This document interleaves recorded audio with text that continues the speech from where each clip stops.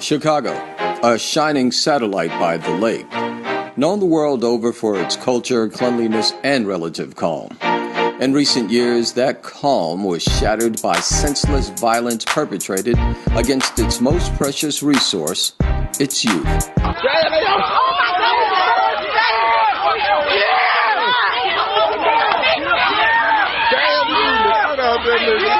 The Albert beating death focused worldwide attention on the fact that scores of school-age youth in Chicago were the victims of violent crime, even death. The violence left Chicago in shock. Devastated. I think devastated on a whole lot of different levels. Devastated about the level of violence. Devastated because it impacted not only Darian Albert, but it impacted the families of those people who were involved, who were ended up being charged with his murder. It impacted the entire Finger school community and everything, every stakeholder surrounding Finger. And I think anybody who was here in that district during that time felt that. The escalating violence was felt all the way in the White House. President Obama dispatched Education Secretary Arne Duncan and Attorney General Eric Holder to Chicago to provide federal support to help put an end to the senseless bloodshed. Violence is not a Chicago problem any more than it is a black problem, a white problem, or a Hispanic problem. It is something that affects communities big and small and people of all races and all colors. Money alone will never solve this problem. It's much deeper than that. It's about values and it's about who we are as a society. And it's about taking responsibility for our young people to teach them what they need to know to live side by side and deal with their differences without anger and without violence.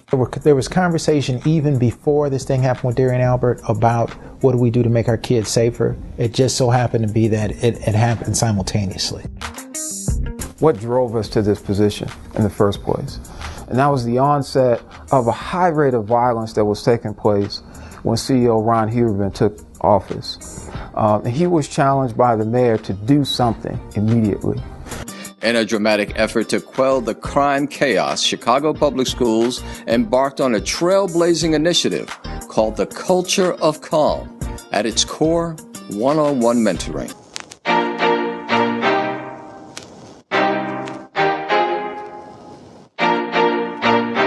$56 was the number that came in terms of companies that really were responsive to wanting to work on this initiative, specifically on the student intervention side.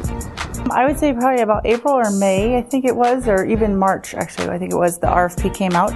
And a bunch of us around the agency were looking at this RFP as an opportunity for us to serve some of Chicago's youth who are most in need of services, of mentoring services. So from that 56, we were able to identify 23 that were exceptionally strong.